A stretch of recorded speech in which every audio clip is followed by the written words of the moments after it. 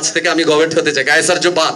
আমি মূর্খ নই বা আমি গাধাও নই, আমি চালাকও নই। আমি কি সেটা দেখার জন্য গবেট মুক্তির অপেক্ষায় থাকতে হবে। অনুভূতি আসলে এই মুহূর্তে ভাষাই প্রকাশ করতে পারছি না।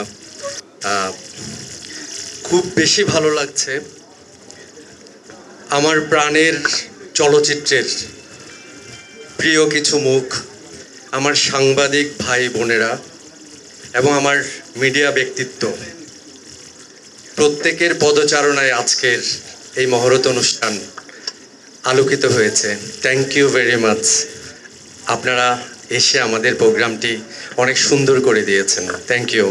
আসলে আমি মূর্খ নই বা আমি গাধাও নই।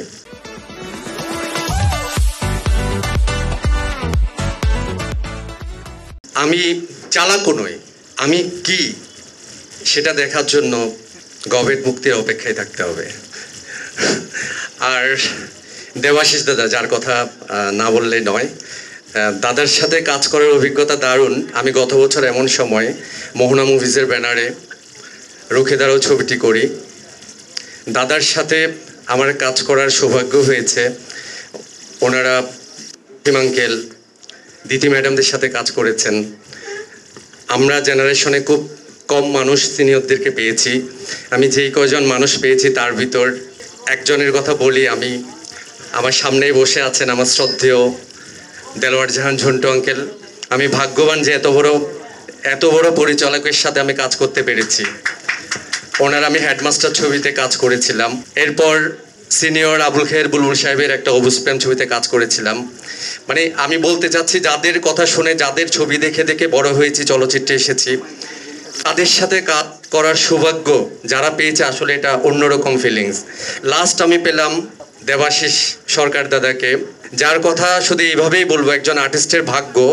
দেবাশিস দাদার সাথে প্রথম দিন পরিচয়ের পর আজ পর্যন্ত আমি যে জিনিসটা পেয়েছি, যে জিনিসটা আসলে প্রত্যেকটা আর্টিস্টের যদি পায় তাহলে তার পথ চলা অনেক সহজ হয়ে যায়, আর সেই জিনিস হচ্ছে ভালোবাসা। উনি প্রথম পরিচয়ের দিন থেকে আজ পর্যন্ত আমি ভালোবেসে আমাকে কিভাবে কাজ করতে হয় সেই জিনিসগুলো শিখিয়েছেন।